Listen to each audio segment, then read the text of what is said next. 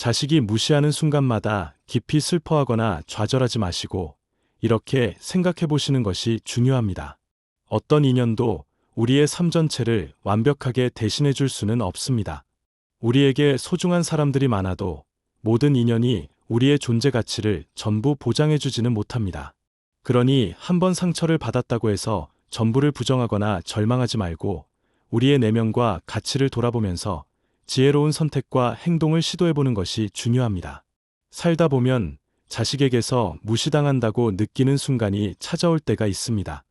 비록 자식과 부모의 관계는 혈연으로 맺어진 매우 긴밀하고 소중한 인연이지만 그 인연조차 늘 평탄하고 온전한 모습만을 유지하는 것은 아닙니다. 시대가 바뀌고 자녀가 성장하고 부모가 겪는 여러 상황이 다양해지면서 가끔은 서로를 이해하지 못하거나 소통이 막히는 지점도 생길 수 있습니다. 이런 순간에 부모 입장에서는 서글프고 외로운 마음이 들기 마련입니다. 자식이 고맙게도 전적으로 존중해주고 따를 때에는 몰랐던 허무함과 분노가 교차할 수 있고, 나아가 나는 부모로서 혹은 한 인간으로서 존중받을 자격이 없다는 생각에 빠질 수도 있습니다. 하지만 바로 이럴 때, 자식이 무시할 때는 이렇게 대처하라라는 지혜와 어떤 인연도 나를 완벽하게 대표하거나 대신할 수는 없다라는 사실을 떠올리며 마음의 균형을 찾으려고 노력하시는 과정이야말로 진정으로 자신을 세우는 계기가 될 수 있습니다. 자식이 무시할 때 우리가 취할 수 있는 5가지 실천 전략과 그의 얽힌 명언과 일화를 소개하며 일상 속에서 이를 어떻게 적용할 수 있을지 구체적인 사례와 예시를 들어 말씀드리겠습니다. 또한 지혜로운 이들의 말을 통해 무너질 것 같은 순간에도 내가 흔들리지 않는 법을 알아보고자 합니다. 자녀뿐 아니라 다른 인간관계에도 적용할 수 있도록 확장된 시야를 가지고 살펴보면 관계 속에서 겪는 어려움을 극복하고 서로 성장을 도모할 기회가 되기도 합니다. 먼저, 명언 중에서 가족이란 세상에서 가장 가깝고도 어려운 인연이다 라는 말이 있습니다. 이 말은 자주 들으셨을 수도 있지만 그만큼 많은 이들이 가족과의 관계에서 섬세한 문제를 겪고 있다는 증거이기도 합니다. 우리가 가족이라고 해서 혹은 자식과 부모 사이라서 완벽한 이해와 상호 존중이 자동으로 주어지는 것은 아닙니다. 그런 면에서 가족이니까 더 조심하고 배려해야 한다는 말을 되새길 필요가 있습니다. 가족이라서 대충 대해도 된다는 착각이 아닌 가족이기 때문에 더욱 존중해야 한다는 진리를 되새겨볼 만합니다. 그리고 어떤 인연도 내게 있어서 전부가 될 수는 없다라는 경고가 있듯이 자식과의 관계가 삐걱거리더라도 그것이 내 모든 것을 부정하거나 파괴하지 못한다는 사실을 자각하고 다른 인연들, 나아가 나 자신의 내면 세계까지도 놓치지 않고 바라볼 수 있어야 합니다. 중요한 것은 나의 삶의 주도권을 지키면서도 자식과의 관계에 최선을 다하는 균형점을 찾는 것입니다. 그럼 지금부터 구체적인 5가지 실천 전략을 살펴보겠습니다. 첫 번째로, 자신을 먼저 살펴보는 태도를 키우십시오. 자식이 나를 무시한다고 느끼는 순간, 종종 우리는 즉각적인 분노와 서운함으로 가득 차서 그 감정에 압도되어 버립니다. 그 와중에 정작 가장 중요한 나 자신은 돌보지 못하는 상황에 빠지기 쉽습니다. 내가 지금 느끼는 감정은 무엇인지, 왜 이런 서운함이 폭발했는지, 구체적으로 자식의 어떤 태도나 말에 내가 괴로워했는지, 나에게도 혹시 책임이나 원인이 있는지 천천히 돌아보십시오. 존 스튜어트 밀의 자기 성찰은 자아를 풍요롭게 한다 라는 말이 있습니다. 인간은 자신이 느끼는 감정과 생각의 근본을 명확히 파악할 때 비로소 진정한 해결책을 모색할 수 있습니다. 아이가 내게 퉁명스러운 말투를 쓰거나 내가 하는 말을 대수롭지 않게 넘긴다고 느껴졌다면 그 상황에서 나의 감정은 어떠했는지, 아이의 마음은 어땠을지 구체적으로 생각해보는 연습을 하시는 것이 좋습니다. 예를 들어 자녀가 사춘기에 접어들어 예민해지고 독립심이 강해지는 시기라면 그 아이가 과연 나를 진짜로 무시해서가 아니라 본인 내면에서 일어나는 여러 가지 감정과 싸우느라 나온 반응일 수도 있습니다. 혹은 내가 무심코 자녀에게 하던 말에 상처를 준 적이 반복되었는지, 아이가 그런 방어 기제로서 무시하는 태도를 보이는 건 아닌지 돌아볼 필요가 있습니다. 스스로에게 나는 부모로서 정말 아이의 이야기를 들어주고 있는가, 나 역시 아이를 무시하고 있는 부분은 없었는가라고 물어보는 단계는 감정의 악순환을 막는 첫걸음입니다. 또한 마음속에서 나를 돌보며 스스로를 다독이는 연습을 해보십시오. 내 감정을 표현하되 그것이 폭발적이고 비난 일색의 언어로 표출되지 않도록 주의해야 합니다. 예컨대 나 자신에게 지금 참 서운하고 힘들겠지만 이것이 결코 나의 모든 가치를 떨어뜨리는 것은 아니다. 아이와의 관계는 중요하지만 이것이 내 존재의 전부인 것은 아니다라고 말해주며 자기 위안을 해보는 것입니다. 이렇게 스스로를 이해하고 감싸는 순간들이 모여 결국 자녀와의 관계에 대한 새로운 관점을 열어줄 것이라는 심리학자 칼 로저스의 조언처럼 자기 수용이야말로 자녀와의 소통에서 진정한 출발점이 될 수 있습니다. 두 번째로, 자녀의 마음과 배경을 이해하려고 노력하십시오. 자식이 무시하는 행동을 보이는 데는 그 나름의 이유가 있을 수 있습니다. 물론 그 이유가 정당하든 아니든 부모 입장에서는 충분히 상처받을 수 있습니다. 하지만 그렇다고 자녀가 왜 그런 태도를 보이는지 궁금해하지 않은 채 너는 얘 부모를 무시하느냐라고 다그치기만 하면 대화가 더욱 어려워질 가능성이 큽니다. 예를 들어 자녀가 사춘기라면 뇌 발달 단계상 대인관계에서 미숙한 반응을 보일 수 있고 심리적으로 독립하고자 하는 욕구가 무시의 형태로 표출될 수 있습니다. 또는 이미 성인이 된 자녀가 직장 문제, 대인관계 문제, 혹은 다른 스트레스 때문에 지쳐있는 상황이라면 부모의 조언이나 간섭이 잔소리처럼 들릴 가능성이 커집니다. 이럴 때 부모가 자녀의 처지를 이해하기 위해 애쓰고 무시라는 행동 뒤에 숨은 감정이 무엇인지 물어보고 대화를 시도하는 것이 현명합니다. 예를 들어 요즘 힘든 일은 없니? 혹시 내가 도움을 줄 수 있는 부분이 있을까? 라고 조심스럽게 말을 건네는 것입니다. 물론 그 순간 자녀가 모진 말을 내뱉을 수도 있고 당신의 진심을 곧바로 받아들이지 못할 수도 있습니다. 하지만 그러한 대응 과정에서 그래도 부모님이 나를 이해하려고 노력하는구나라는 인식이 쌓이면 언제가 되었든 자녀 쪽에서 마음을 열고 진솔하게 대화를 시도할 가능성이 조금씩 높아집니다. 전 세계적으로 유명한 정신분석학자 알프레드 아들러는 인간은 이해받지 못하는 순간 가장 고독하다고 느낀다라고 말했습니다. 자녀도 자신이 처한 심적 부담이나 불안함이 이해되지 않고 있다고 느낄 때 부모를 향해 무시나 반항의 태도로 대응하는 경우가 많습니다. 그러므로 부모는 자녀를 제대로 파악하기 위해 그 배경과 정서를 궁금해해야 하며 편견 없이 바라보려고 노력해야 합니다. 이것은 결코 부모가 자녀에게 굴복하라는 뜻이 아니라 대화의 통로를 열기 위한 필수적인 과정입니다. 셋째로, 서로 간의 경계와 소통 방식을 새롭게 정비하십시오. 어떤 가족 관계든 지속해서 건강한 상태를 유지하려면 서로가 받아들일 수 있는 경계와 소통법이 정해져야 합니다. 특히 자녀가 사춘기나 청소년기를 거치고 있거나 이미 성인이 된 경우 무조건적으로 부모의 말에 순응하기보다는 본인 나름대로의 독립적인 생각을 강조하고 싶어 합니다. 이 과정에서 자연스레 왜 그리 잔소리를 하느냐, 내 인생에 간섭하지 마라라는 식의 표현이 나올 수 있고 때로는 무시하는 듯한 태도도 섞여 나올 수 있습니다. 이에 대해 부모는 스스로 자녀에게 간섭이 아닌 관심을 표현하기 위해 어떤 방법을 써야 할까라고 고민하고 자녀 역시 내가 부모님께 어느 선까지 독립성을 허용받고 싶고 어디서는 그래도 부모님의 경험과 지혜를 듣고 싶어 하는지 돌아보도록 유도해 볼 수 있습니다.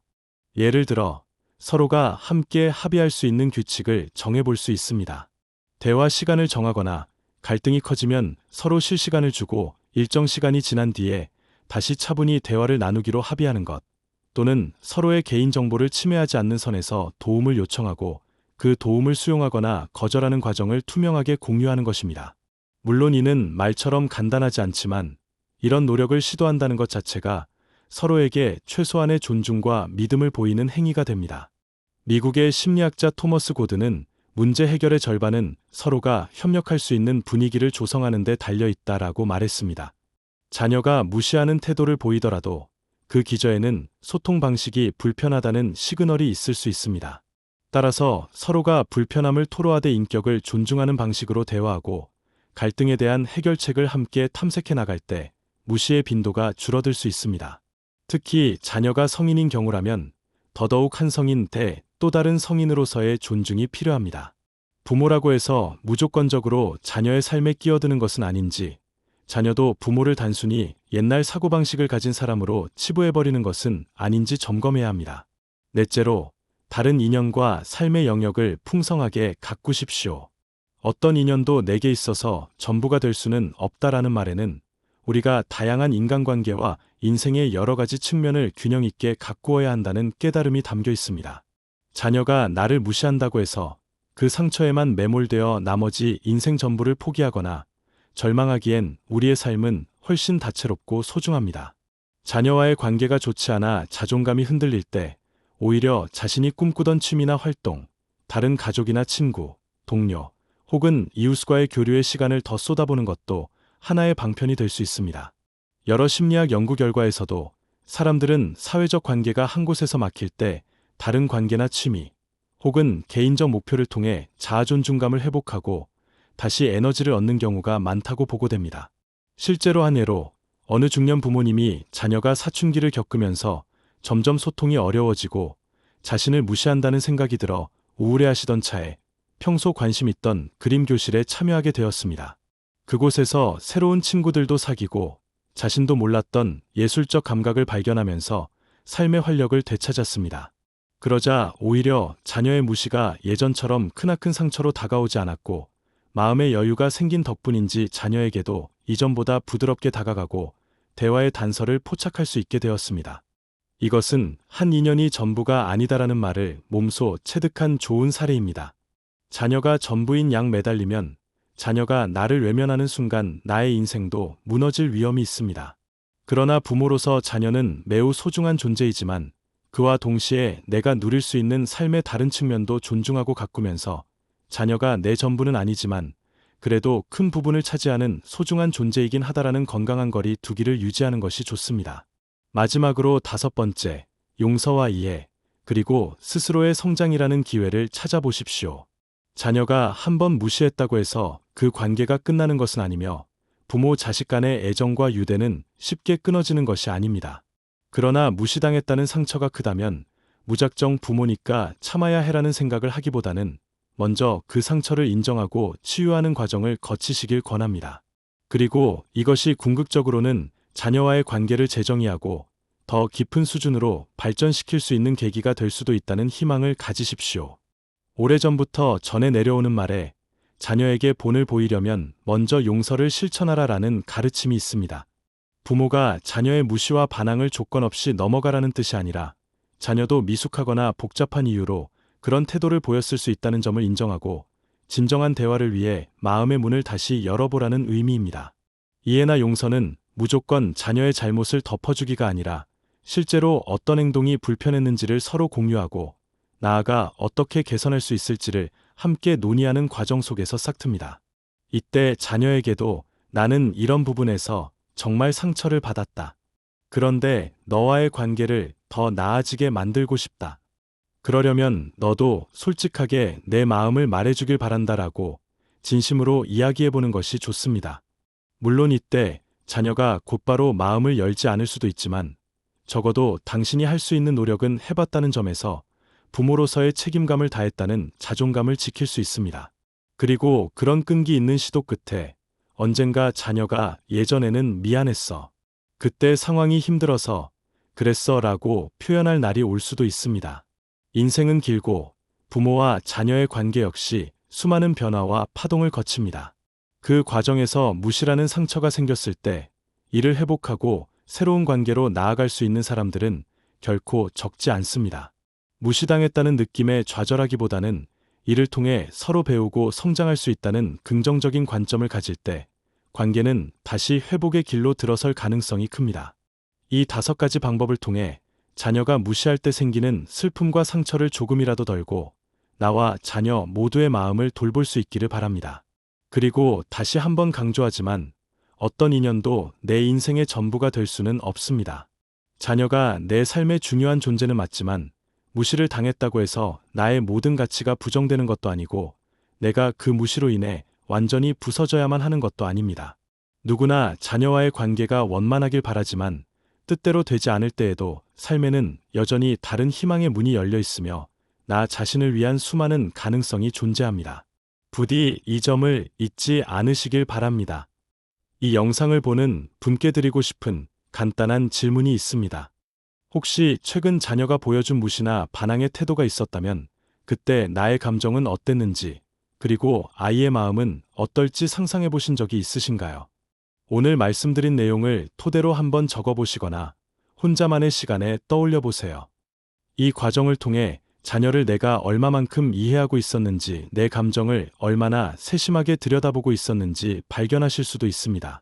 그리고 또 하나의 과제로 오늘 소개해드린 5가지 방법 중에서 가장 현실적으로 시도해볼 만한 것을 하나 골라서 이번 주 내에 실천해 보시길 권합니다. 예를 들어 평소에 자녀에게 말을 걸 때마다 핀잔만 주게 되는 습관이 있었다면 오늘은 내가 어떤 점이 힘든지 궁금해라는 말로 접근해 보는 것도 좋습니다. 혹은 자녀와의 갈등에 대해 늘 탓만 하시던 분이라면 이제는 내가 상황을 다르게 만들 수 있는 행동이 있을지 고민해 보시는 겁니다. 그 작은 행동 하나가 앞으로의 관계를 바꿀 출발점이 될 수 있습니다. 지금까지 부모와 자녀 관계에서 느낄 수 있는 무시, 그리고 그것이 주는 상처와 극복 방안에 대해 살펴보았습니다. 이러한 과정을 통해 우리는 자식을 대하는 태도뿐 아니라 우리 자신의 삶과 자아 존중을 함께 돌아볼 수 있습니다. 가족은 우리의 삶의 큰 부분을 차지하지만 그 이념마저도 절대적인 것이 아니라 서로 간의 노력과 이해를 통해 끊임없이 새롭게 만들어 나가야 한다는 것을 잊지 않으셨으면 좋겠습니다. 그리고 어떤 인연도 내게 있어서 전부가 될 수는 없다라는 말을 기억하시면서 자녀 관계에만 매달리는 것이 아니라 우리 삶의 다른 영역들을 가꾸고 다양한 인간관계를 통해 풍요로운 자아를 만들어 가시면 좋겠습니다. 앞으로도 계속해서 삶을 조금 더 지혜롭게 살아갈 수 있는 여러 가지 방법과 마음을 단단하게 유지할 수 있는 명언들을 소개해 드릴 예정입니다. 구독을 하시면 이와 같은 부모-자녀 관계, 대인관계, 자기개발, 그리고 심리적 안정을 찾는 다양한 주제들을 꾸준히 접하실 수 있고 그때그때 궁금하신 점이나 나누고 싶은 이야기를 함께 이야기하며 서로에게 도움이 될 수 있는 소통의 장을 열어가실 수 있습니다. 이 채널을 통해 여러분의 일상과 삶이 조금 더 밝아지고 마음이 단단해지는 계기가 되길 진심으로 바랍니다. 오늘 영상이 도움되셨다면 구독과 좋아요 부탁드립니다. 다음 영상에서 다시 만나요.